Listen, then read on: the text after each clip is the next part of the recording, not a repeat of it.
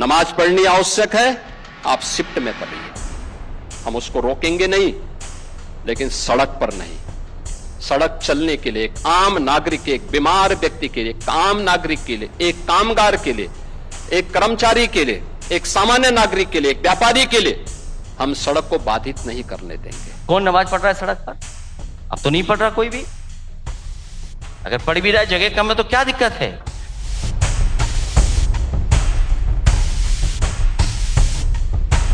यहीं से शुरू होता है सियासी बवाल, यहीं से शुरू होता है सियासी बवंडर।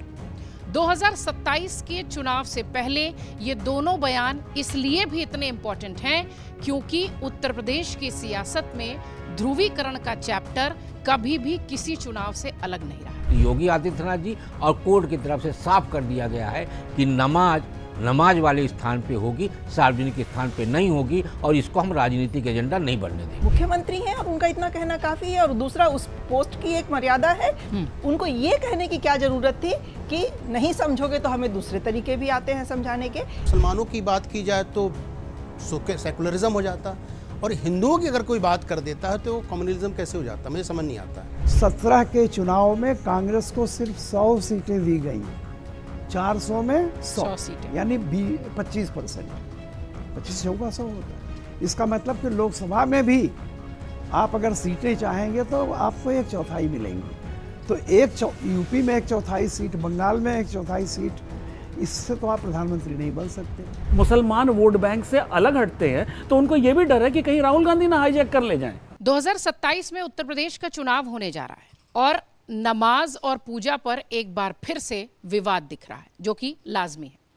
संवाद का अमर उजाला का मंच सजा था लखनऊ की जमीन पर, उत्तर प्रदेश की राजधानी में।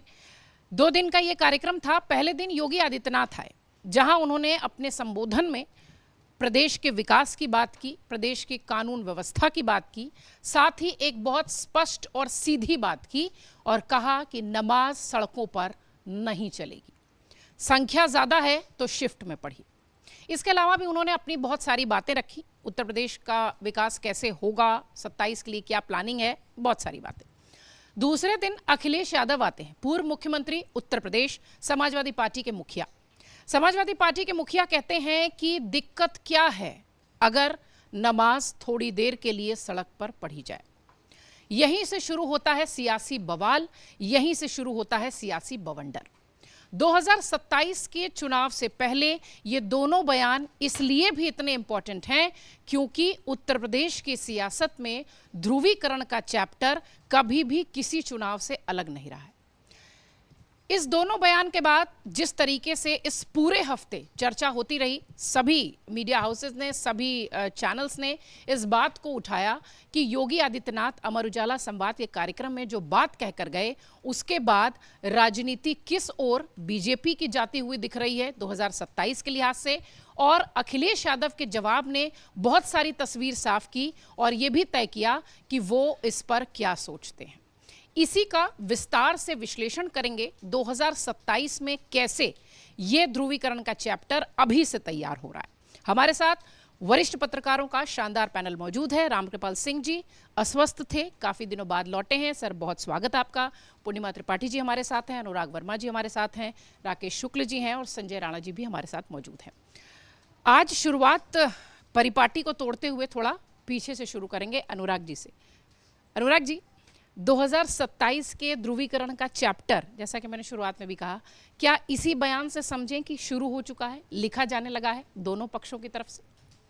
देखिए, अगर प्रतीक्षा जी, अगर चुनावी राजनीति से थोड़ा अलग हट के बात करी जाए तो नमाज की जो गाइडलाइंस है, जो नमाज पढ़ने की जो गाइडलाइंस दी गई थी, वो इस आधार पे दी गई थी कि नमाज हमेशा साफ़ सुथरी जगह पढ़ी जाए और उससे किसी को तकलीफ़ ना हो रही हो। ये चीज़ एक बेसिक कॉन्सेप्ट था, नमाज कैसे पढ़ी जाए और कहाँ पढ़ी जाए। लेकिन इस देश में हुआ क्या कि अपीज़मेंट के चक्कर में, अपीज़मेंट की राजनीति के चक्कर में नमाज सड़क पे पढ़ी जाने लगी। शब-ए बारात वाले दिन पूरे शहर में मोटरसाइकिलों पे 3-3, 4-4 लड़के बैठ के पूरे शहर को हंगामे और गुंडागर्दी के भेंट चढ़ जाए। सड़कों पे आपके कहीं भी मस्जिद बन जाए और कहीं भी आपके दरगाह बना दी जाए, ये हुआ। अब देखिए, अब क्या है, समय बदल रहा है। अब जो है, जो अगर पोलराइजेशन इस तरह से करके कर रहे थे तो काउंटर पोलराइजेशन भी हो रहा है।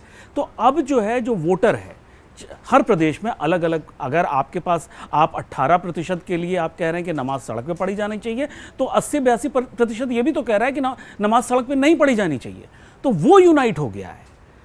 अब अखिलेश यादव जी इतने मजे हुए राजनीतिज्ञ हो चुके हैं कि अब उनको ये बात समझ में ना आ रही हो ऐसी बात नहीं है, लेकिन अब वो फंस गए हैं।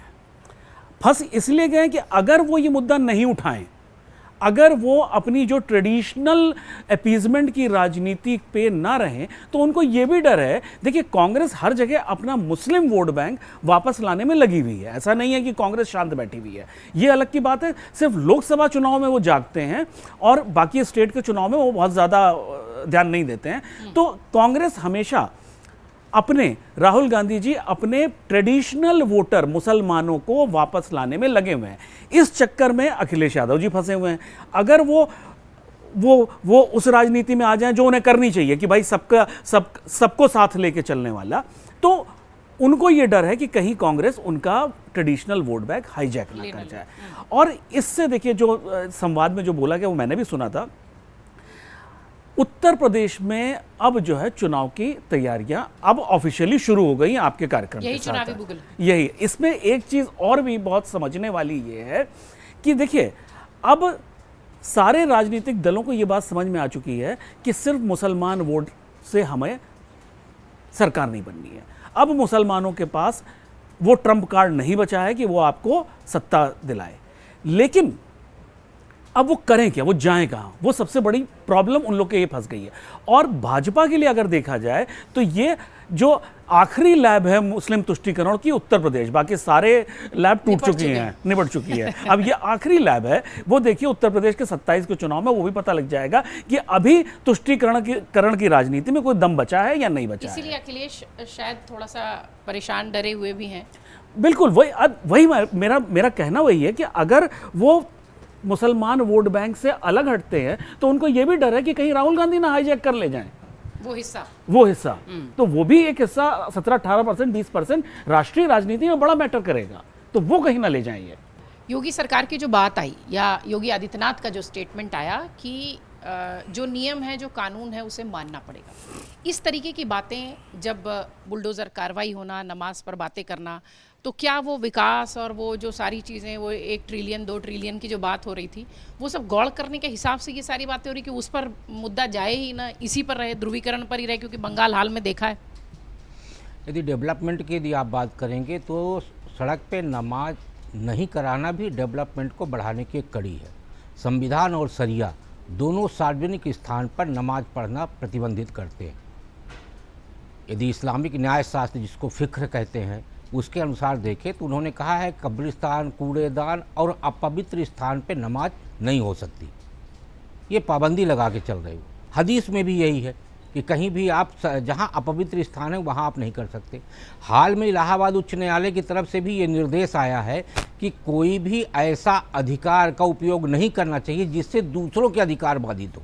यानी सार्वजनिक स्थान पे नमाज अदा करने की अनुमति के लिए जो याचिका दायर की गई थी इलाहाबाद उच्च न्यायालय में, उसे खारिज करते हुए हाई कोर्ट के जस्टिस ने साफ तौर पे कहा है कि नमाज सार्वजनिक स्थान पे नहीं की जा सकती।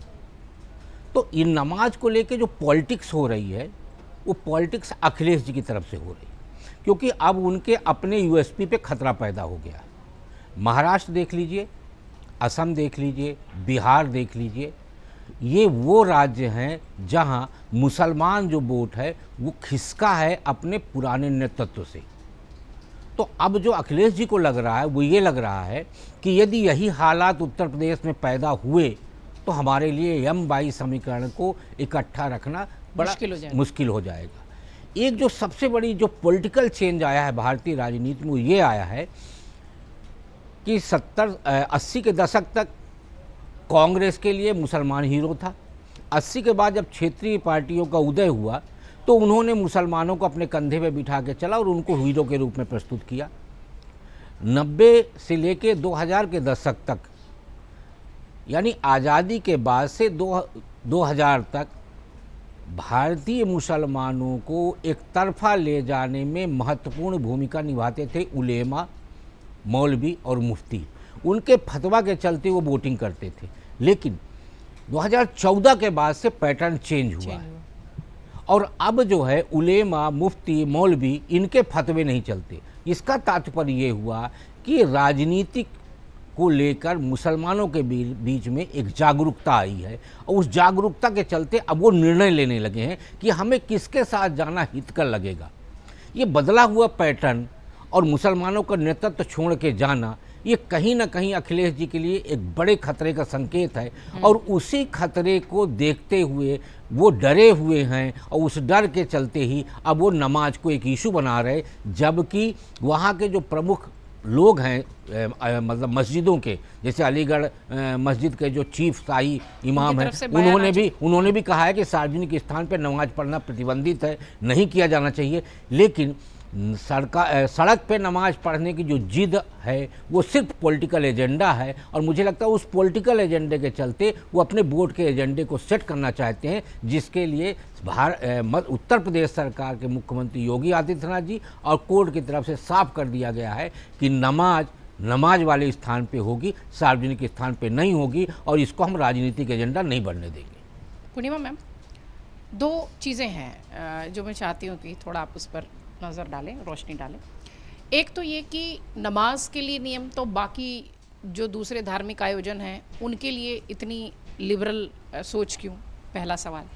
दूसरा ये कि मुख्यमंत्री की तरफ से जब ये कहा जाए कि नहीं समझोगे तो ठीक से समझा देंगे टाइप, तो अब फिर सबका साथ सबका विकास में फिर किसी को इस तरीके से टॉन्ट करना, फिर किसी को जो है सामान्य तरीके से करना, मतलब थोड़ा सा तो इम्बैलेंस दिखाई पड़ता है।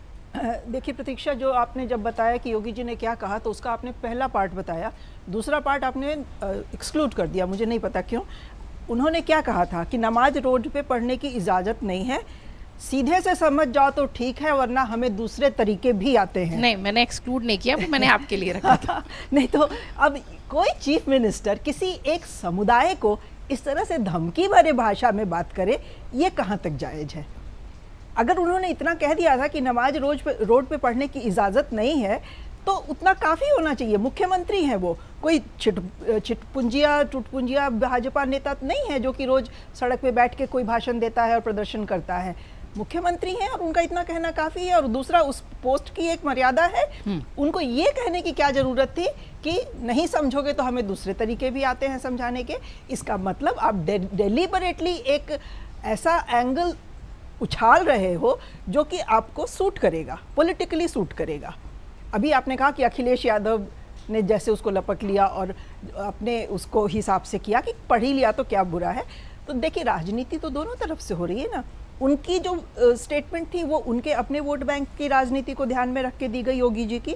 अखिलेश जी ये मौका कैसे जाने देंगे? उनका अपना वोट बैंक है, आप उसको ना पसंद करें ये इमेटीरियल है, बट वोट बैंक तो है ना। तो उस वोट बैंक को वो क्यों ना एड्रेस करें?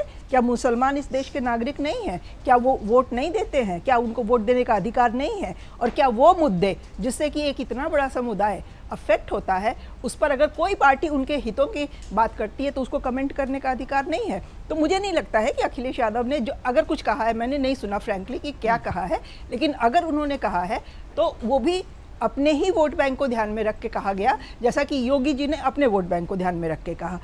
दूसरी बात यह है प्रतीक्षा कि नमाज सड़कों पे पढ़ना सरकारी कानून अब उसमें है हमारे देश में, उसकी अब पालन तो भाई कानून का पालन तो सबको करना चाहिए। ये वो कानून एक सख्ती से लागू हो जाता है एक समुदाय के लिए, वो अलग बात है। आज भी हमने देखा है कि अखंड जागरण और उस तरह के जो प्रोग्राम्स होते हैं वो सड़कों पे भी घेर के टेंट लगा के किए जाते हैं, जुलूस निकलते हैं इस तरह के, सड़कों पे रास्ता रुक जाता है, ट्रैफिक रुक जाता है। कांवड़ यात्रा हमारे यहाँ चलती है तो 1 महीने तक नेशनल हाईवे बंद हो जाता है। तो अगर दोनों तरफ से इस कानून का पालन हो तो और अच्छा हो। भाई कानून का पालन तो सबके लिए होना चाहिए ना, सिर्फ एक समुदाय के लिए, एक समुदाय के लिए नहीं होना चाहिए। दूसरी बात, जो वोट बैंक की राजनीति की बात है, 27 के चुनाव नज़दीक आ रहे हैं इसलिए हम कह सकते हैं कि अब वो बिगुल बज गया। लेकिन ये बताइए यूपी में वो बिगुल बजना रुका कब था? संभल में जो भी हुआ इस पिछले 2-3 सालों के अंदर में, तो वो चुनावी डंका तो यूपी में 24 के इलेक्शन खत्म हुए हैं और बजना शुरू हो गया है, वो लगातार बजते जा रहा है और हर पार्टी लगातार उस बिगुल को अपने हिसाब से और उसके साथ जो डंका बजाना है अपने हिसाब से बजा रही है। तो ये कंटिन्यूअस प्रोसेस है, खास करके यूपी में। बाकी स्टेट्स में तो जब चुनाव नज़दीक आते हैं तो शुरू होती हैं एक्टिविटीज़, यूपी में तो ये परपिचुअली चलता ही रहता है। उसमें जो पार्टियां हैं अपने अपने हिसाब से अपना स्टैंड लेती हैं, उसमें किसी को कोई आपत्ति नहीं होनी चाहिए। आपत्ति अगर है तो संवैधानिक पोस्ट पे अगर आप बैठे हैं उससे है कि आप उस पोस्ट की मर्यादा का पालन करते हुए उस हिसाब से बयान दें। धमकी देना, सड़क छाप भाषा यूज़ करना, ये किसी को शोभा नहीं देता है। संजय जी, जिस तरीके से बंगाल हमने देखा, जिस तरीके से हमने बिहार देखा, वो जो मुद्दे हैं प्रचार के समय जब भी वो धर्म की बात आती, क्या हम ये समझें कि अब बीजेपी को ये अच्छी तरह से पता चल चुका है कि धार्मिक मुद्दा ही वोट बैंक में तब्दील होगा, इसलिए हर जगह जब भी चुनाव की बात हो, कोई स्टार्ट हो, सीधे धर्म की बात होती है। योगी आदित्यनाथ ने भी सीधे वही बात कही, बहुत सारी बातें उन्होंने कही। उस बीच में उन्होंने कहा कि मान जाओगे तो ठीक, नहीं तो हम समझाएंगे। देखिए, नमाज से समाज का निर्माण नहीं होता। और MY की बात करते, मुस्लिम और यादव की बात करते, तो महिला और योगी की भी बात होनी चाहिए। MY दोनों तरफ है। अब समाज की बात करें, धर्म, अगर मुसलमानों की बात की जाए तो सेकुलरिज्म हो जाता, और हिंदुओं की अगर कोई बात कर देता है तो कम्युनलिज्म कैसे हो जाता, मुझे समझ नहीं आता है। और क्यों नहीं धर्म की बात होनी चाहिए? धर्म है। अगर 80% किसी विचारधारा को मानने वाले लोग हैं तो उनकी भी चर्चा होनी चाहिए, उनके बारे में भी सोचना चाहिए, उनके बारे में भी कहना चाहिए। सर, धर्म पूरी तरह से निजी मामला है, नहीं, इसका राजनीतिकरण करना उस पर सवाल। ठीक है, ये बताइए कि देश में आज़ादी के बाद से क्या धार्मिक ध्रुवीकरण नहीं हुआ, अपीजमेंट नहीं हुआ, लॉज नहीं बने, कानून नहीं बने, टोपी लगा के फतवा नहीं जारी हुआ, फतवा की तरफ वोट नहीं किया गया, एक वर्ग को खुश करने के लिए चीज़ें बदली नहीं गई, एक जो हमारे पैसे थे, टैक्स पेयर के पैसे से लोगों को खुश नहीं किया गया। तो ये अपीजमेंट आज़ादी के बाद से ही चालू हो गया। ये तो खत्म ही नहीं होगा ना सर, कभी उन्होंने किया इसलिए हम भी करेंगे। कोई नहीं कर रहा। अब जहाँ तक आदित्यनाथ जी की बात है, सिंपल उन्होंने बोला है, सड़क पर नमाज नहीं। एडमिनिस्ट्रेटर का काम क्या होता है कि अगर कोई व्यक्ति ज़बरदस्ती करता है तो उसका काम है उसको सुधारना, और सुधारने के लिए जो कठोर कार्रवाई होती करना पड़ता है, और स्पष्ट बातें करना क्या बुराई है? ये बताइए, आपने बंगाल का नाम लिया, मतलब PWD का बजट 1400 करोड़ था और अपीजमेंट का बजट 5000 करोड़ था। तो ये क्या है? देश को आप किस तरफ ले जा रहे हैं?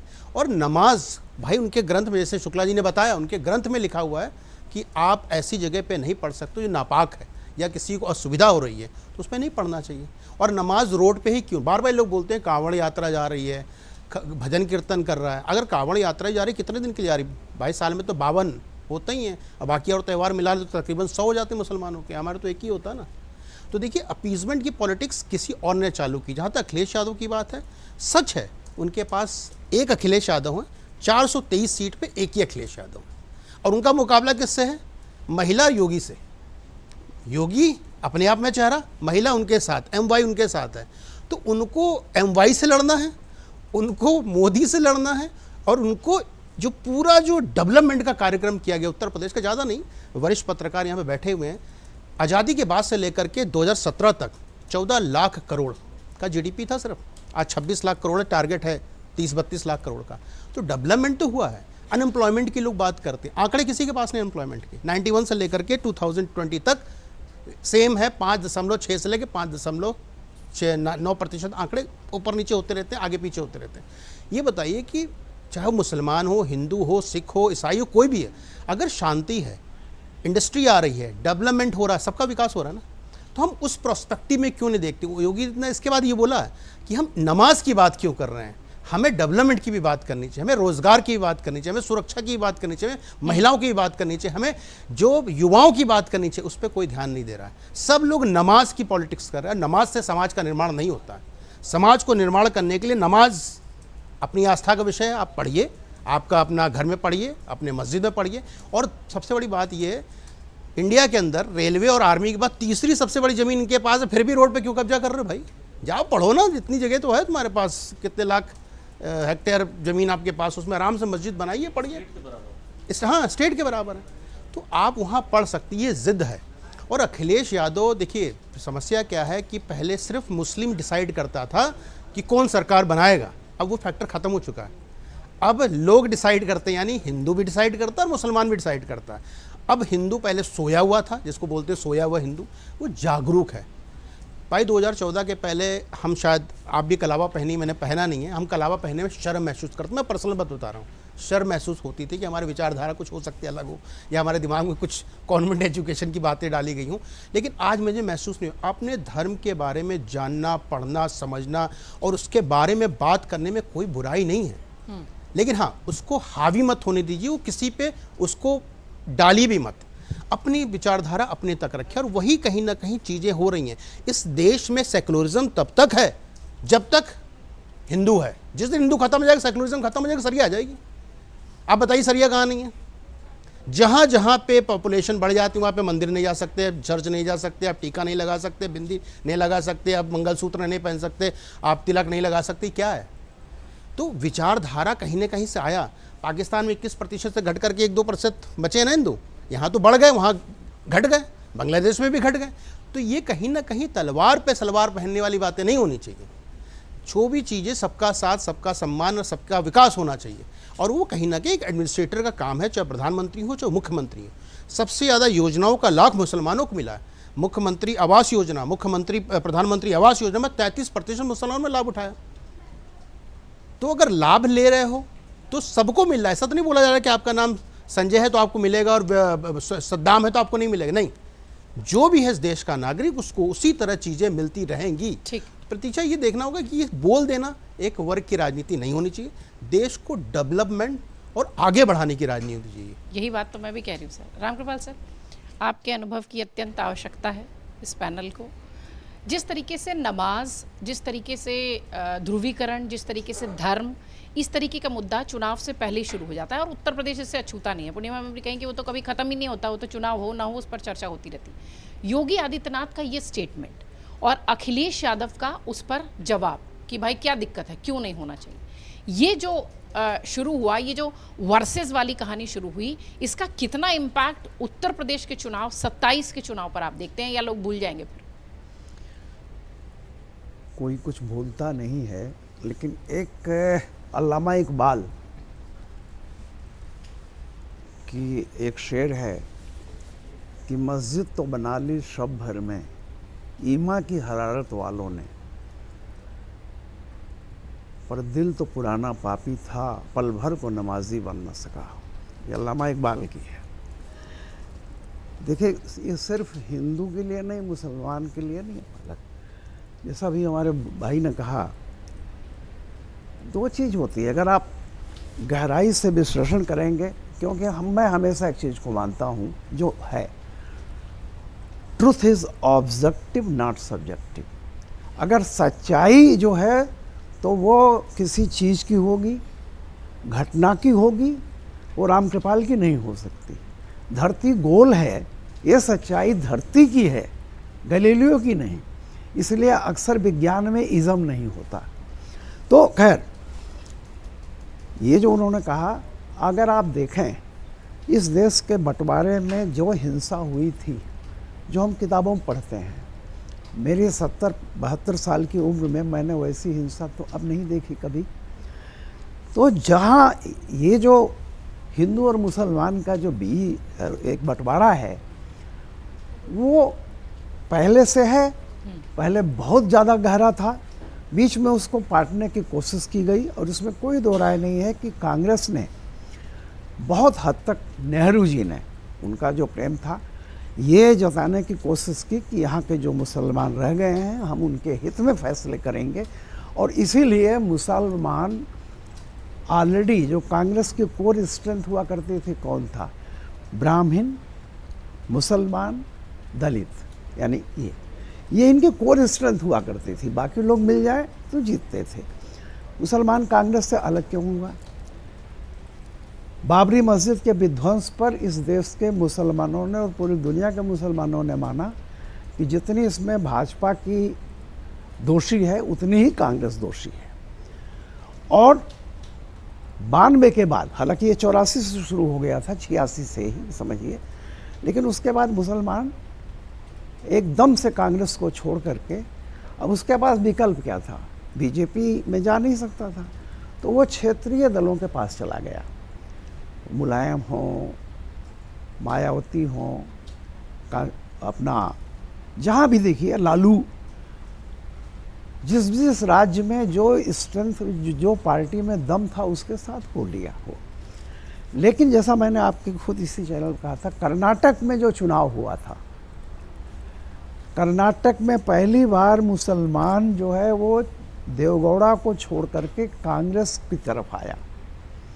और उसी दिन, जिस दिन आपके यहाँ था, मैंने कहा था कि ये अखिलेश के लिए बहुत बड़ा खतरा है और तमाम उन क्षेत्रीय दलों के लिए बहुत बड़ा खतरा है कि मुसलमान अब ये रियलाइज़ कर चुका है कि उसका भला जो है कोई राष्ट्रीय दल ही कर सकता है, क्षेत्रीय दल नहीं। दूसरी बात, अगर कोई राष्ट्रीय दल विकल्प बनता है, नहीं बनता है, प्रधानमंत्री बने न बने, लेकिन एक जोरदार आवाज़, एक अपोजिशन की जोरदार आवाज़ मुसलमानों तरफ से उठनी चाहिए। तब मैंने कहा कि शहाबुद्दीन एक तरह से उनकी तरफ से जो युवा मुसलमान है जा रहा है। तो अब मैं मूल बात पर आता है। योगी जी ने जो कहा, योगी जी अगर शालीन भाषा बोलते तो शायद आज योगी जी को पूरा इतना मॉडल न होता। दुर्भाग्य यह है कि हमारे यहाँ एक होता है नैतिक, कानून और नैतिकता की बात करेंगे जो लोग हैं उनको फिर कोई नहीं पूछता। आप उससे हट करके अगर कुछ बोले, 2002 का जो गुजरात का दंगा हुआ था, ईमानदारी की बात यह है, कोई मोदी उसी समय पॉपुलर हो गए थे पूरे देश में, और ये अंदर खाने एक बात हो गया था कि हिंदुओं का असली नेता यही है। वक्त लगा, समय लगा, धीरे धीरे वो इस पद पर पहुँचे। योगी जो है उनको ये चिंता नहीं है कि हिंदू उनके साथ है। ये बंटवारा हो चुका है इतने इलेक्शन के बाद। बंगाल में जो आपने देखा वो क्लियर कट है। वो कहीं उदास न हो जाए, मजबूर न हो जाए, इसलिए उसको जगाते रहो। बटोगे तो कटोगे, फलाना जी और वहाँ नहीं होने देंगे। तो इस तरह का, और यही योगी जी का यूएसपी है।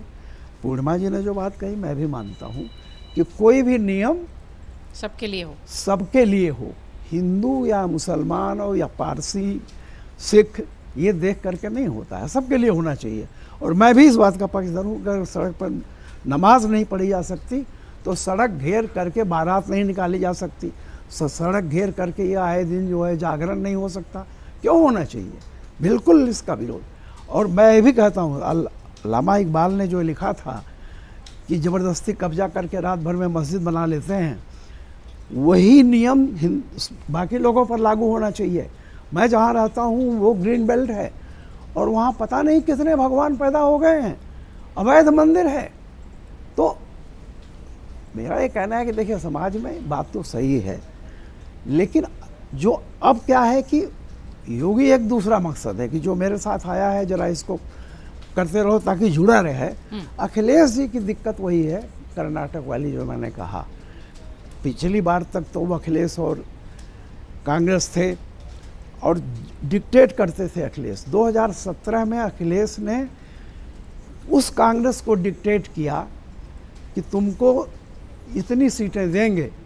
और जब राहुल गांधी के प्रधानमंत्री बनने की बात हो रही थी, यानी 19 में जब उनके प्रधानमंत्री बनने की बात हो रही थी, तो अखिलेश ने कुछ नहीं बोला। तो 17 के चुनाव में कांग्रेस को सिर्फ 100 सीटें दी गई, 400 में 100 सीटें, यानी 25%। 25 होगा 100 होता है। इसका मतलब कि लोकसभा में भी आप अगर सीटें चाहेंगे तो आपको 1/4 मिलेंगी। तो यूपी में 1/4 सीट, बंगाल में 1/4 सीट, इससे तो आप प्रधानमंत्री नहीं बन सकते। तो कांग्रेस, मेरा ये कहना था। लेकिन एक डर अखिलेश को ये है, ये मुसलमान, मायावती भी वहाँ उठ हो रही हैं, जिनके बारे में, मायावती के बारे में माना जाता था कि मुसलमान के साथ है, तो मायावती की तरफ न चला जाए। इसलिए अखिलेश की भी ये मजबूरी है कि समय समय पर अपीसमेंट की बातें करते हैं। सीटों की बात चूंकि रामकृपाल सर ने कर दी, तो इसी मंच का एक और बयान मैं आपको बताती हूं। अखिलेश यादव से संपादक ने हमारे पूछा कि गठबंधन होगा या नहीं। उन्होंने कहा कि हम तो गठबंधन जानते हैं, गठबंधन के रिश्ते समझते हैं, हमारा गठबंधन है, कांग्रेस के साथ भी है, राहुल के साथ भी है। हमारा गठबंधन जीत का गठबंधन है, सीट का गठबंधन नहीं है। यहीं से शुरू होती है उत्तर प्रदेश की सियासत में गठबंधन की नई कहानी। अखिलेश यादव का बड़ा संकेत सीधे राहुल गांधी को भी है, अखिलेश यादव का बड़ा संकेत सीधे कांग्रेस को भी है। अखिलेश यादव का दूसरे ही दिन एक और स्टेटमेंट आया जिस पर उन्होंने कहा कि 403 सीटों पर हम पूरी तैयारी कर रहे हैं। ये सारे संकेत, ये सारे मैसेज ये बताते हैं कि इस बार अखिलेश उत्तर प्रदेश में गठबंधन की कमान अपने हाथ रखेंगे, निर्णय अपने हाथ रखेंगे। सीटें कितनी राहुल को देनी है, कितनी कांग्रेस को देनी है, ये वो खुद तय करेंगे और जो दे दी जाएगी उसे कांग्रेस को लेना पड़ेगा। इसी का थोड़ा सा विश्लेषण करते हैं, क्योंकि उत्तर प्रदेश की जब चुनाव की बात होगी तो तस्वीर वाकई में सीटों के लिहाज से भी बड़ी जबरदस्त होगी और गठबंधन के लिहाज से भी बहुत जबरदस्त होगी। अनुराग सर, अखिलेश यादव का ये स्टेटमेंट कि भाई हम तो पुराने गठबंधन है, हमें गठबंधन का अनुभव है, हम जानते हैं गठबंधन करना, बहुत सारी बातें। हमारे संपादक जी ने उनसे सवाल किया तो उन्होंने यही बात कही। उसके बाद उन्होंने कही कि और आप उसके लिए परेशान मत होइए, ये सीट का गठबंधन नहीं होगा, यह जीत का गठबंधन होगा। क्या मतलब समझे इसका, आप क्या समझे? मतलब मैं तो जो समझी वो समझी। देखिए, जीतने के लिए उनका एक तरह से देखा जाए तो कोई भी गठबंधन होता है वो जीत के लिए ही किया जाता है कि हम जीतेंगे और फर्दर आगे राजनीति में क्या बनने वाला है। लेकिन अभी तक का अनुभव सबका ये रहा है, जिसने राहुल गांधी जी के साथ गठबंधन किया वो हार गया। तो समस्या यहाँ पे आ जाती है कि अगर अखिलेश जी ये कह रहे हैं कि जीत का गठबंधन करेंगे तो इसका मतलब ये है कि वो शायद राहुल गांधी जी के साथ गठबंधन नहीं करेंगे।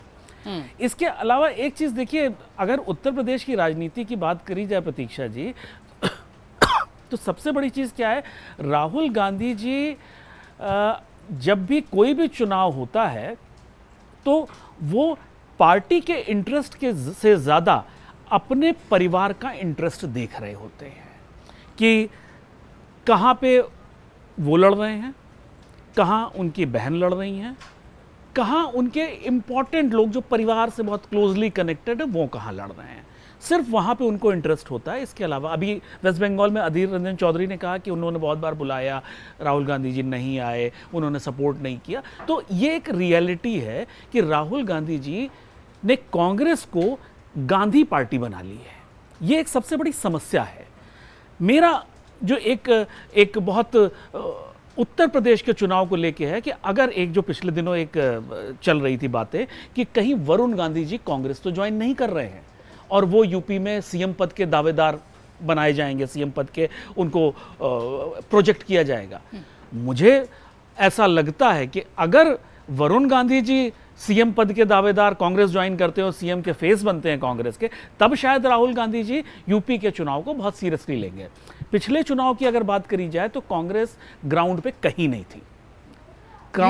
यूपी में कहीं भी, मतलब उनके आदमी नहीं दिखते आपको। आज समस्या ये है कांग्रेस की कि कांग्रेस अगर अपने 10,000 आदमियों की लिस्ट बनाए तो वो बना नहीं पाएगी। सर, वो लोकसभा चुनाव की तैयारी करते बस वो वही मैंने कहा कि उनको सिर्फ खुद प्रधानमंत्री बनने में इंटरेस्ट है और इसके अलावा कहीं कोई इंटरेस्ट नहीं है। बाकी जितने भी क्षेत्रीय दल है उनको मुख्यमंत्री बनने में इंटरेस्ट है। तो ये एक तरह से एक समस्या भी है कि अब वो समस्या ये है कि जब तक स्टेट में ठीक से गठबंधन नहीं होगा तब तक सेंटर में उसका रिफ्लेक्शन कैसे होगा, और जब तक एक तरह से सहमति सीटों की नहीं बनेगी गठबंधन कैसे होगा। तो यहां मेरा जो मानना है कि अगर जीत का गठबंधन करने की बात अखिलेश जी कर रहे हैं तो कांग्रेस से तो गठबंधन नहीं होने वाला है। सर, एक चीज मुझे बताइए कि 403 सीटों पर हम तैयारी कर रहे हैं, ऐसा अखिलेश ने कहा। पहले संवाद के हमारे मंच पर कहा कि ये जीत का गठबंधन होगा, सीट का नहीं। कई बार पूछे जाने पर कि अरे गठबंधन होगा कि नहीं, गठबंधन होगा कि नहीं, फिर उन्होंने इस तरीके का एक मिक्स आंसर दिया। उसके बाद उन्होंने कहा 403 सीटों पर हमारी अलग से तैयारी हो रही है। ये आप प्रेशर पॉलिटिक्स देखते हैं कि चुनाव से पहले एक जो दबाव बनाने की कोशिश है वो अखिलेश कर रहे हैं, उनकी रणनीति का हिस्सा है, या वाकई में इस बार वो कांग्रेस से एकदम दूरी बना रहे हैं? नहीं, देखिए क्या है कि आप याद करिए कि अखिलेश यादव तब बोले जब कांग्रेस मायावती के दरवाजे पे गई। तो कांग्रेस की तरफ से जब ये मैसेज किया गया, यानी दबाव की पॉलिटिक्स शुरू की गई, तो स्वाभाविक है कि जो सीट बांटने वाला है, जिसकी बैसाखी पे आप चलते हो, वो उस पॉलिटिक्स को, उस प्रेशर को क्यों बर्दाश्त करेगा। तो इसलिए अखिलेश जी की तरफ से कहा गया कि आप इस मुगालते में मत रहिएगा कि आपका गठबंधन हमारे साथ नहीं होगा तो हम कहीं पे कमज़ोर होंगे। इसलिए उन्होंने कहा कि हमारी 403 सीटों पे तैयारी है। तो कांग्रेस को उन्होंने जवाब दिया है कि यदि आप मायावती हमको छोड़ के मायावती के साथ जाने का यदि आप प्रयास कर रहे हो तो आप इस मुगालते में मत रहिए कि हम अकेले चुनाव नहीं लड़ सकते। और इसके पहले कांग्रेस वहाँ अकेले चुनाव लड़ चुकी है और वो सबके सामने है कि कांग्रेस जब जब अकेले लड़ी है सभी सीटों पे जमानत जब्त हुई है, एक दो को छोड़ दिया जाए तो। और जो एक दो सीटें कांग्रेस जीती भी है उसमें स्थानीय नेताओं का अपना प्रभाव था, उसमें कांग्रेस का कोई प्रभाव नहीं था। बिल्कुल ठीक। तो इसलिए अखिलेश की तरफ से ये संदेश देना बिल्कुल गलत नहीं है कि कांग्रेस भी इस मुगालते में न रहे कि समाजवादी पार्टी को धमका सकती है। दूसरा जो आप कह रहे हैं कि उन्होंने कहा कि जीतने के हिसाब से ही गठबंधन होगा, तो दो चीज़ें आप समझिए। बिहार को याद करिए, बिहार चुनाव के बाद तेजस्वी यादव का स्टेटमेंट आया था कि राहुल गांधी गंभीरता से चुनाव को नहीं लिए। तो अखिलेश कुल मिला के ये संदेश दे रहे हैं राहुल गांधी और कांग्रेस आलाकमान को कि आपके साथ गठबंधन उसी शर्त पे होगा जब आप सीटों पे इंटरेस्ट लेंगे, यानी जीतने के हिसाब से आप चुनाव लड़ेंगे तभी गठबंधन होगा। अब इसलिए गठबंधन नहीं होगा कि आप है इसलिए सीट दे दी, कि इसलिए हमने सीट दे दी, गठबंधन धर्म को हम निभाएं। यानी गठबंधन धर्म की एक नई परिभाषा उन्होंने उत्तर प्रदेश में रखी है, नई शर्त रखी है कि आपको सीट हम जो देंगे उस पे लड़ना होगा और उस पे आपको जीतना होगा, मेहनत करनी। यानी कि कुल मिला के बिहार का रिजल्ट वो उत्तर प्रदेश में नहीं देखना चाहते। इसलिए अखिलेश यादव कांग्रेस के साथ स्पष्टता के साथ बात कर रहे हैं और मुझे लगता है उसी स्पष्टता के साथ ही गठबंधन होगा। पूर्णिमा मैम, मायावती पहले से कह चुकी हैं कि वो अकेले लड़ेंगी, किसी से गठबंधन की जरूरत नहीं है। अब जब अखिलेश से आपके सॉफ्ट कॉर्नर थे या समाजवादी पार्टी से उत्तर प्रदेश में सॉफ्ट कॉर्नर है, तो फिर आप अगर बीएसपी के दरवाजे जा रहे हैं, मायावती के दरवाजे जा रहे हैं, तो निश्चित तौर पर समाजवादी पार्टी को तो खराब लगेगा कि भाई बात नहीं कर रहे हो और सीधे वहां जा रहे हो। इसलिए उन्होंने शायद ये कह दिया होगा। कांग्रेस की ये चूक थोड़ी सी बहुत जल्दीबाजी वाली नहीं लग रही है, जो उनके लिए दिक्कत करेगी सीटों में भी, गठबंधन में भी? यूपी में अभी अपना रास्ता साफ दिखाई नहीं दे रहा है। क्या करें, वो किस पार्टी के साथ जाएं कि उनका अपना इलेक्टोरल जो प्रॉस्पेक्ट है वो बेटर हो, ये कांग्रेस को अभी दिखाई नहीं दे रहा है, ना समझ में आ रहा है। वो अपने ऑप्शंस एक्सप्लोर कर रही है। आप देखिए 17 में कांग्रेस ने अखिलेश यादव की पार्टी के साथ चुनाव लड़ा, 17 में ही ना, 17 में योगी जी आए थे, हाँ। उस समय समाजवादी पार्टी के साथ इनका गठबंधन था, बुरी तरह से इनकी हार हुई, योगी जी सत्ता में आए। फिर जो 19 के लोकसभा चुनाव हुए उसमें इन्होंने बीएसपी के साथ गठबंधन कर लिया। अगर आपने 17 में समाजवादी पार्टी के साथ किया था अलायंस, तो उसको शायद अगर आप कंटिन्यूड रखते, 1 साल 2 साल उस पर काम करते, तो 19 वाले चुनाव में हो सकता है उसका कुछ फ़ायदा मिलता। वो सारा कुछ छोड़ के आप एकदम से मायावती की तरफ चले गए, आपने लोकसभा चुनाव उनके साथ अलायंस करके किया। तो ये जो थोड़ा सा नी जर्क रिएक्शन कांग्रेस के हैं, मेरे ख्याल से उसकी एक वजह भी है कि कांग्रेस का अपना ऑर्गेनाइजेशन वहाँ है नहीं, फुट सोल्जर्स इनके पास है नहीं। तो ये कौन सी पार्टी के पास अच्छे फुट सोल्जर्स हैं जो कि इनको भी थोड़ा सपोर्ट दे सके, ये उसको तलाश रहे हैं। मुझे लगता है यही कांग्रेस की सबसे बड़ी ट्रेजेडी है यूपी में। कांग्रेस को अपना ऑर्गेनाइजेशन खड़े करने पर बहुत ज़्यादा काम करना पड़ेगा, जो वो अभी भी मुझे करते हुए नहीं दिखाई दे रहे हैं। थोड़ा बहुत एक्टिविटी अब इनकी दिखने लगी है वहाँ सड़कों पे। तो कांग्रेस अगर चाहती है कि उसको अलायंस करना है और अपने थोड़े बहुत गिव एंड टेक के साथ करना है, बिल्कुल सरेंडर करके नहीं करना है, कि इसको अपना ऑर्गेनाइजेशन मजबूत करना होगा। लोकल लेवल के जो नेता हैं जिनकी कि वहाँ प्रेजेंस है, जो कि अपना कुछ एक स्टैंडिंग रखते हैं, उनको आगे बढ़ाना होगा, तब जाके इनकी स्थिति कांग्रेस की यूपी में मजबूत होगी। अखिलेश चूंकि मजबूत पार्टी है, इसमें तो कोई शक नहीं है, अखिलेश का बहुत बड़ा जनाधार है यूपी में, तो वो अगर इस तरह की भाषा बोल रहे हैं और वो अपना जो बार्गेनिंग स्टार्टिंग पॉइंट है उसको क्लियर कर रहे हैं, तो इसमें भी किसी को कोई ऐतराज़ नहीं होना चाहिए। कोई भी पार्टी अपना नफा नुकसान देख के ही दूसरी पार्टी के साथ करती है अलायंस। दरार नहीं है, चुनावी व्यापार तो है ही, दरार नहीं है। मैं ये सिर्फ वो जो नेगोशिएशन की प्रोसेस है वो शुरू इस बयान के बाद से हो रही है, ये मुझे लगता है। आप लोगों को याद होगा उमर अब्दुल्ला ने जम्मू कश्मीर चुनाव के बाद कहा था कि कांग्रेस ने कैंपेनिंग ढंग से नहीं की, इसलिए उनको उतनी सीटें नहीं आई। तो ये बात सच है। कांग्रेस ने बिहार में अलायंस किया, लेकिन वो कैंपेनिंग के बाद उनका second half of the campaigning का फेज आते आते उनकी हवा निकल गई थी। हमने ये बिहार में देखा। बंगाल में तो कांग्रेस कहीं खैर थी ही नहीं। कांग्रेस थोड़ा स्टेट इलेक्शंस को लेके बड़ा आलसी रवैया अपनाती रही है और उसकी वजह से वो वीक होती जा रही है। कांग्रेस को मुझे लगता है बीजेपी के मॉडल से सीखना चाहिए। बीजेपी और जेडीयू का जब अलायंस हुआ था, बीजेपी ने कितने सालों तक, कितने चुनाव दर चुनाव जेडीयू को स्टेट में बड़े भाई का दर्जा दिया हुआ था और लोकसभा चुनाव में वो खुद बड़े भाई की दर्जे पे रहती थी, सीटें ज़्यादा कॉन्टेस्ट करती थी। तो ये मॉडल कांग्रेस को अपने अलायंस पार्टनर के साथ बैठ के सॉलिडिफाई करना होगा, तभी जाके कांग्रेस को कहीं वहाँ पे सफलता मिलेगी। एक चीज़ मैं थोड़ा डाइग्रेस करके, संजय जी ने शायद कहा था अभी कि अब जो हिंदू और मुसलमान की जो बात हो रही है कि हिंदू जाग गया है। पहले हिंदू कुंठा में जीते थे कि कलावा पहनना है तो एक हीन भावना होती थी। मैं आई एम सॉरी टू से, लेकिन मुझे ये नहीं समझ में आ रहा है कि कौन से हिंदू और कौन से भारत की बात कर रहे हैं। उसी हिंदू और उसी, मैं भी हिंदू हूँ, मैं भी उसी भारत में पैदा हुई हूँ, मैंने इनफैक्ट आज भी कलावा पहना हुआ है। कभी भी इस देश में ऐसा माहौल नहीं रहा कि आपको हिंदू होने पे, कलावा पहनने पे, अपने पूजा पाठ करने पे एक हीन भावना मन में आए कि हम ये जो कर रहे हैं वो कोई दूसरा हीन भावना से ग्रसित होकर कर रहे हैं। वो उनका अपना विचार, वही मैं कह रही हूँ कि ये जो कुंठा वाली भावना है वो हिंदुओं में क्यों आ गई? क्या इसको बीजेपी बढ़ावा दे रही है? क्या इसको किसी दूसरे एजेंडा के तहत बढ़ावा देके हिंदुओं को सॉलिड अपने बेस में करने की बात चल रही है? इस पे बहुत ध्यान से हिंदुओं को सोचना होगा, क्योंकि वही हिंदू समाज था जिसमें हम भी बड़े हुए हैं, वो भी बड़े हुए हैं। हमने अपने पूरे शोर शराबे के साथ जो नवरात्रि की पूजाएं होती हैं वो किए हैं, सड़कों को घेर के भी किए हैं। छठ की पूजा में सड़क को घेर के हम छठ घाट तक जाते हैं। तो वो कौन से हिंदू समाज की बात कर रहे हैं जो समाज कुंठा में अभी तक जी रहा है? ये आपकी बात थी, वो उनकी बात थी। रामकृपाल सर, जब हम INDIA गठबंधन की बात कर रहे थे लोकसभा चुनाव के समय, तो आपने कहा कि दीवार ही नहीं है तो अस्तित्व और छत की बात कैसे करें, कुछ ऐसा स्टेटमेंट था आपका, मुझे जितना याद आ रहा है। अब जब अखिलेश ऐसी बात कर रहे हैं, राहुल के लिए सीधा संदेश दे रहे हैं, ममता बनर्जी पहले ही मामला हो चुका है, तो ये जो INDIA गठबंधन है जो NDA के बरक्स बना हुआ, इसका क्या अस्तित्व होगा अब? क्योंकि अभी आप कहते हो कि हमें राज्य के लिए नहीं, हम तो लोकसभा चुनाव के लिए हमारा गठबंधन माना था, फिर धीरे धीरे आप गायब हो जाते हो, फिर दिखने लगते हो।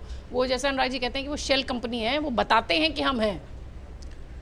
जब इंडिया अलायंस बना था, आपके शो में और कई जगहों पर मैंने एक बात कही थी कि एक चीज़ धारणा कि चलो हम एक हैं, और वाकई एक हैं क्या?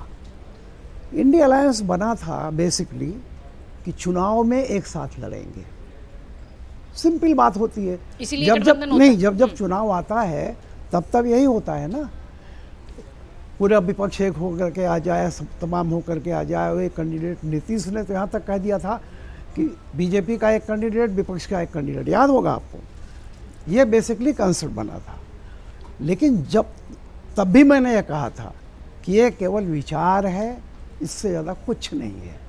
और मैंने एक शब्द कभी मेरे मुंह से निकल गया था किसी और मंच पर, तो काफ़ी मेरी आलोचना हुई कि मैंने कहा विपक्ष की छीछा लेदर ही होगी इस गठबंधन से, और हुआ वही। तो दिख ही रहा है। नहीं, आप मुझे एक चीज़ बता दीजिए, इसका उद्देश्य ये था, जब से बना है तब से आज की तारीख तक, आज 22 या 23 मई जो भी होगी, एक कोई चुनाव बता दीजिए जहां इंडिया अलायंस इकट्ठा होकर लड़ा हो। एक चुनाव बता दीजिए।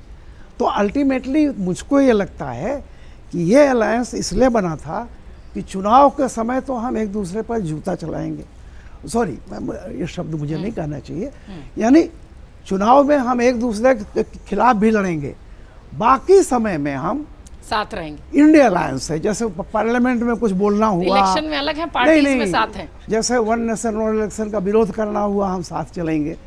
तो भाई मेरे, ये जो जिस काम के लिए बना था उसका एक उदाहरण तो पेश करते, विधानसभा में करते।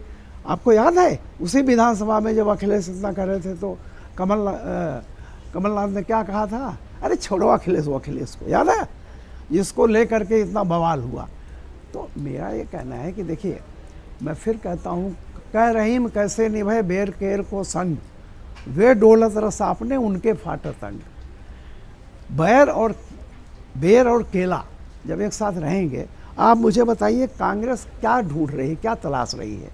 कांग्रेस तलाश रही है उस अंधे के आँख की तरह के दृष्टि तलाश रही है कि वो जो मेरा कोर स्ट्रेंथ थी कहाँ चली कहाँ गई। चले वही कोर स्ट्रेंथ आज सारे विपक्ष के पास है। नेताओं के पास है, बिल्कुल आज ठीक। पिछड़ों का जो भी वोट कुछ है बना हुआ, आज मुस्लिम, दलित मायावती एक ज़माने में काशीराम ले गए।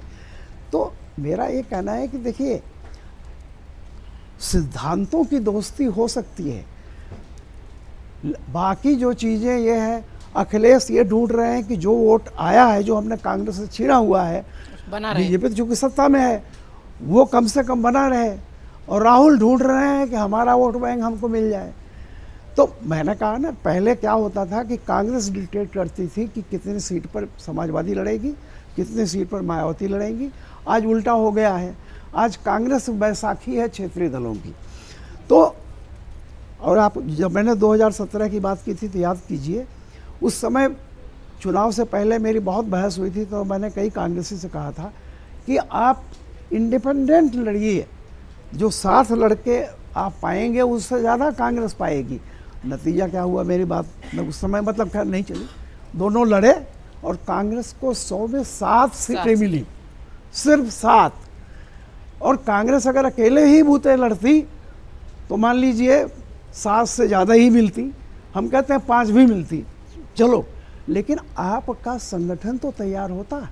हर कॉन्स्टिट्यूंसी में एक फार्मर कांग्रेसी, हारा हुआ कांग्रेसी विधायक होता, जो कांग्रेस नहीं कर रही है और इस बार भी नहीं करेगी। अल्टीमेटली अखिलेश, अभी जैसा कहा, अखिलेश तो सारी सीटों पर लड़ रहे हैं, तो कांग्रेस से समझौता किस बात का? क्यों, किस बात का करेंगे? बिल्कुल ठीक, बिल्कुल। जितना अखिलेश यादव हो चाहे तेजस्वी यादव हो, इनकी जो रीजनल पार्टीज हैं, सब कह रहे हैं कि कांग्रेस अब उनकी मतलब उनको बैसाखी, मतलब कांग्रेस को उनकी बैसाखी की जरूरत है। लेकिन क्या अखिलेश को और तेजस्वी को कांग्रेस की बैसाखी की जरूरत नहीं है? अगर कांग्रेस का साथ नहीं होता तो अखिलेश को यूपी में लोकसभा चुनाव में उतनी सीटें मिल जाती क्या? अगर एंटी बीजेपी वोटों का बिखराव होगा तो किसको नुकसान होगा? और दो बिल्लियों की लड़ाई में बंदर को फायदा हो जाता है, तो ये बिल्लियों की तरह आपस में लड़ेंगे, इसलिए दोनों को एक दूसरे के साथ की जरूरत है। एक शेर मैं कांग्रेस के बारे में कह दूं, बड़ा मुझे कभी दया आती है, पुराने दौर का सिक्का हूँ, मुझको फेंक न दे, बुरे दिनों में ये मुमकिन है मैं भी चल जाऊं। तो सर वैसा करके तो दिखाएं, वोटर्स तो साथ आने तैयार है। आप कुछ कह रहे थे? इंडी गठबंधन का जैसे ही जन्म हुआ उसके बाद वो अनाथ हो गया था। उसके दोनों अभिभावक उसको छोड़ के चले गए थे, नीतीश कुमार जी और ममता बनर्जी। तो इंडी गठबंधन तो आज भी बिल्कुल अनाथ की तरह जीवन जी रहा है।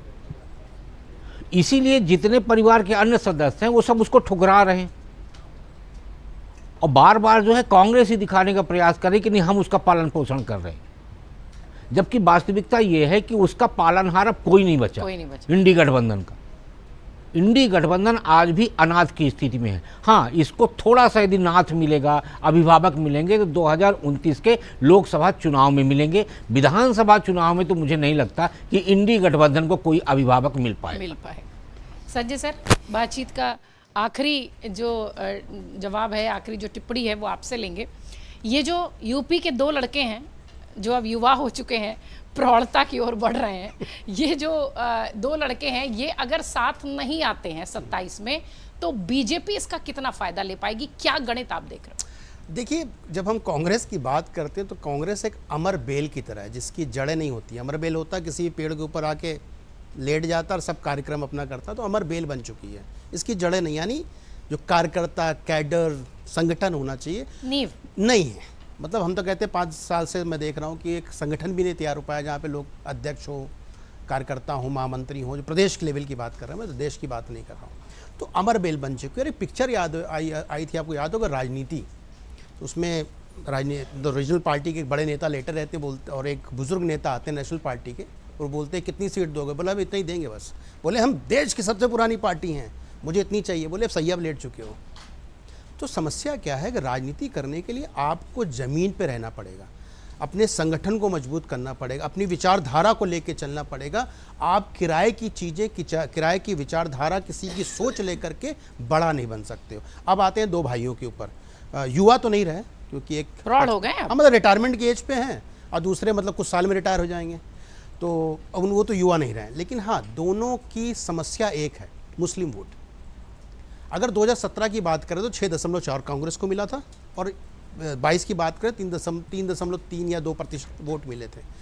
तो सिर्फ मुस्लिम वोट का कटने का अखिलेश यादव का डर है, और बाकी क्या है बता दीजिए कांग्रेस के पास जो कटवा सकते हैं या दे सकते हैं, किसी कुछ नहीं दे सकते हैं। अगर अखिलेश यादव कांग्रेस को समर्थन ना दे तो सोनिया गांधी या राहुल गांधी भी अपनी कॉन्स्टिट्यूंसी नहीं जीत सकते। तो कांग्रेस के पास उत्तर प्रदेश में कोई औचित्य नहीं है, सिर्फ मुस्लिम वोट ना बटे, सिर्फ मुस्लिम वोट, और कोई वोट का अखिलेश जी को कोई टेंशन नहीं है। उसके लिए गठबंधन कर रहे हैं, और ये आर्म ट्विस्टिंग है कि हमको 30 सीट दे देना, हमको 50 दे देना, हो सकता है 20 दे रहे हो, मुझे 150 दे देना। इसके लिए गठबंधन के लिए आ रहे मायावती जी के पास जैसे गए, उन्होंने मतलब सोचिए मिलने से इनकार कर दिया। सोचिए इतना तिरस्कार कौन करता है। मतलब दुनिया की देश की सबसे पुरानी पार्टी जिसको अंग्रेजों ने बनाया था, अंग्रेजों पाल लाए और अभी भी अंग्रेज के शरण में है, उसको धुतकार दिया गया है। अब उस पर नहीं जाएंगे नहीं तो कई लोगों को बुरा लग जाएगा मेरी बात पे। तो सिंपल समस्या, अपने ऊपर काम करो। एक वरिष्ठ पत्रकार थे, उनसे मिले तो उन्होंने बोला संजय अपने ऊपर काम करना चाहिए, यानी अपने संगठन पे, अपनी विचारधारा पे, अपने लोगों पे, अपनी ज़मीन पे काम करो, तब जाके ताकतवर बनोगे। लेकिन कांग्रेस कर नहीं रही है। उसका जो शीर्ष नेतृत्व है जिसको इस सब चीज़ें इम्प्लीमेंट करना चाहिए, उसको राजनीति नहीं समझ में आती है। उनके लिए नरसिम्हा राव ने बोला था अगर इनको आप नेतागिरी में लाते हैं तो समझ लीजिए कांग्रेस का बंटाधार हो जाएगा, और बंटाधार हो गया। क्योंकि राजनीति करने के लिए आप सूझबूझ होनी चाहिए, ज़मीन की पकड़, ज़मीन की सोच, ज़मीन की बातें आपको पता होनी चाहिए, कार्यकर्ता कैसा मूव कर रहा है, क्या हो रहा है, वो उनको पता ही नहीं है। तो हमें लगता है कहीं ना कहीं नेतृत्व में अगर परिवर्तन कर दिया जाए। आप 84 के बाद से, रामकृपाल साल यहाँ पे बैठे हुए, 84 के बाद से बता दीजिए कहाँ पे नेतृत्व पर, तो मतलब आप राहुल को हटाने के लिए कह रहे हैं? बिल्कुल, राहुल गांधी को तो बहुत पहले हट जाना चाहिए, हटा देना चाहिए। ये गांधी जो फैमिली है इसको अगर आप हटा के माइनस करके आप अगर, क्या कांग्रेस बचेगी सर? बिल्कुल, क्यों नहीं। और अध्यक्ष मल्लिकार्जुन खड़गे हैं, राहुल मल्लिकार्जुन खड़गे जी, देखिए अब समस्या क्या है ना कि कांग्रेस के साथ उनको चाहिए रिमोट, बाबू खड़े हो जाओ, बैठ जाओ। तो खड़गे जी क्या नेतृत्व कर सकते हैं, वो भाषण दे सकते हैं। पहली बात देखिए, भाषा पे जिसका कमांड होता है ना, वो नेता होता है, जिसकी भाषा लोग समझ सके, जो कनेक्ट कर सके। अब वो कन्नड़ तो बहुत अच्छा बोलते हैं, कर्नाटका से आते हैं, लेकिन वो हिंदी बोल पाते हैं। नहीं तो सर राहुल गांधी भी तो भाषण देते ही है ना, कहाँ गद्दार देते बोले हैं, प्रधानमंत्री गद्दार हैं, उनकी कोई बात नहीं सुननी है। बिल्कुल सही बोले थे, बिल्कुल जो शब्द वाली थी, बिल्कुल प्रतीक्षा जी सही था। क्योंकि इंग्लिश में ट्रांसलेट करके हिंदी में जब आप उसका आंसर देंगे ना तो इससे कन्फ्यूज़न हो जाता है। तो कन्फ्यूज़न इंग्लिश हिंदी का है, वो इंग्लिश में सोचते हैं, हिंदी में आंसर देते हैं, तो उनको समझ में नहीं आता कि गद्दार का मतलब क्या होता है, डेंजरस क्या होता है। डेंजर का अगर बहुत पर्यायवाची होता, अगर हिंदी में पढ़ा बोला जाए तो उतनी पर्यायवाची तो हमें भी आती है ना, उनको तो बिल्कुल ही नहीं आती होगी। तो समस्या उनके साथ है, वो नेतृत्व परिवर्तन। ये आप बोलते हैं कि गांधी फैमिली के बाद कांग्रेस नहीं होगी, इतने बड़े बड़े लीडर, इतने बड़े बड़े थिंक टैंक, इतने बड़े बड़े लोग वहाँ पर रहें, कर सकते थे। नहीं तो उनकी भाषाई दिक्कत कोई दिक्कत नहीं है। प्रतीक्षा जी, कांग्रेस खंडित हो जाएगी। प्रतीक्षा जी, गांधी परिवार मजबूती भी है और मजबूरी भी है। बात पूरा मैं आ रही हूँ। मतलब देखिए कांग्रेस का प्रेम कितना है लोगों को, मतलब कांग्रेस की चिंता, ये मुझे बड़ा अच्छा लगा। सब लोग चाहते हैं कि कांग्रेस जिंदा रहे। अरे सर क्यों नहीं चाहेंगे? अरे विपक्ष में चाहता हूँ, और विपक्ष का होना तो अच्छा ही अच्छी बात है बताइए ना। पिछले 10 साल से, मैं 14 के बाद से तो मैं जानता नहीं था, मैंने 20 के बाद से राजनीति को थोड़ा समझने की कोशिश किया। एक मुद्दा बताइए राहुल गांधी जो देशव्यापी हो, देश के लिए बात हो रही है, एक मुद्दा पिछले 5 साल में, एक नाम बताइए। चौकीदार चोर, फलाने ये, मोदी यो, इससे नहीं, जनता की बातें करो, जनता से कनेक्ट करो, जनता की बातों को समझो, तब आपको जनता वोट देगी। बताइए बंगाल में 0, भैया आप तमिलनाडु में किसी के साथ हाथ मिला के गए, 5 सीट पाए, पलट गए। सत्ता का लोभी, सत्ता का जो पाने के चक्कर में अपने दोस्तों को, अपने गठबंधन को भूल जाए। देखिए राजनीति में कोई दोस्त नहीं होता, कोई एनिमी नहीं होता, माना, फिर भी गठबंधन की मर्यादा होती है, उसको मर्यादा को पालन करना चाहिए। और कहीं ना कहीं अखिलेश जी ने किया है। तो अखिलेश जी के पास कोई मजबूरी नहीं है कि उनको कैरियर में बैठ के घुमाएं। अगर वो अपना लड़ेंगे तो ज़्यादा अच्छा रहेगा अकेले। जी बहुत छोटा टाइम हो गया। इसमें मैं एक चीज़ को स्पष्ट कर दूं, ये बात करना बड़ा आसान है कि राहुल गांधी जी को नेतृत्व नहीं करना चाहिए कांग्रेस का। ये प्रैक्टिकली पॉसिबल नहीं है। आज की तारीख में कांग्रेस का मतलब ही राहुल गांधी और प्रियंका गांधी है, इसके अलावा कोई कांग्रेस नहीं है। कांग्रेस जो चलती है वो 10 जनपद से चलती है और 2 लोग कांग्रेस पार्टी को चलाते हैं। अगर आपने ये भी हटा दिया तो कांग्रेस पार्टी नहीं रहेगी, एक बिल्डिंग बचेगी। देखिए क्या है कि एक अपने यहाँ बड़ा सुंदर सी लोकोक्ति है कि मनुज बली नहीं होता है, समय होत बलवान। समय होत बलवान। ठीक है ना। नहीं तो जो गोपियां हैं उनको भीलन ना लूट ले जाते और वही अर्जुन और वही बाण खड़े हुए थे। 2004 में क्या ऐसा चमत्कार हुआ सोनिया गांधी के नेतृत्व में कि भारतीय जनता पार्टी हार गई? फिर 2009 में क्या मनमोहन सिंह के नेतृत्व में कांग्रेस जीती? सवाल यहाँ पे ये है कि आज भी कांग्रेस सिर्फ गांधी परिवार के कारण जुड़ी हुई है, नहीं तो कांग्रेस खंडित हो जाएगी, कई भागों में बढ़ जाएगी। और अब ये कांग्रेस जो है वो अंग्रेज़ों के ज़माने वाली नहीं है। अंग्रेज़ों के ज़माने की कांग्रेस को इंदिरा जी ने 1969 में पोटली बना के गाड़ दिया था। अब ये इंदिरा कांग्रेस है और इंदिरा कांग्रेस गांधी परिवार के कारण ही रहेगी। गांधी परिवार जिस दिन इस गांधी परिवार के हाथ से नेतृत्व लिया जाएगा, पता नहीं कितने जो थिंक टैंक है वो सब अपनी अपनी कांग्रेस लेके एक नई कांग्रेस तैयार करें। नहीं, हम कहते जो भी हैं सब तो भाजपा में आ चुके हैं या रिटायर हो चुके हैं। नहीं, जो भी बचे हुए हैं सबके अपने अपनी अपनी पार्टियां होंगी। इसके पहले भी शरद पवार, नारायण दत्त तिवारी, अर्जुन सिंह, माधवराज सिंधिया, प्रणब मुखर्जी, ऐसे कितने नाम हैं, ममता बनर्जी, सब। ठीक सवाल इस बात का नहीं है।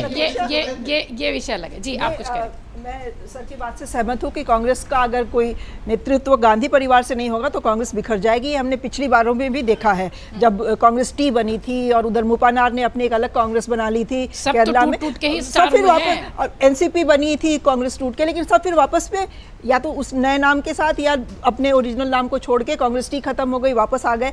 तो कांग्रेस का बाइंडिंग फोर्स है, ये हम और आप चाहे पसंद करें ना पसंद करें, वो गांधी सरनेम है। और वो दौर भी हमने देखा है जब सोनिया गांधी नहीं थी राजनीति में, सोनिया गांधी कोई पोस्ट नहीं होल्ड करती थी, तब सीताराम केसरी इनके प्रेसिडेंट हुआ करते थे और कांग्रेसी साष्टांग करके, बिन्नते कर करके सोनिया गांधी के आगे गिड़गिड़ा के लेके उनको वापस आए थे और सीताराम केसरी को एक प्रोग्राम के बीच से फिजिकली हटा के कांग्रेसियों ने स्टेज से भगा दिया था। तो हम कांग्रेसियों की मेंटल बैंक्रप्सी कही चाहे जिसकी कह लीजिए, वो हमारे और आपके हाथ में नहीं है।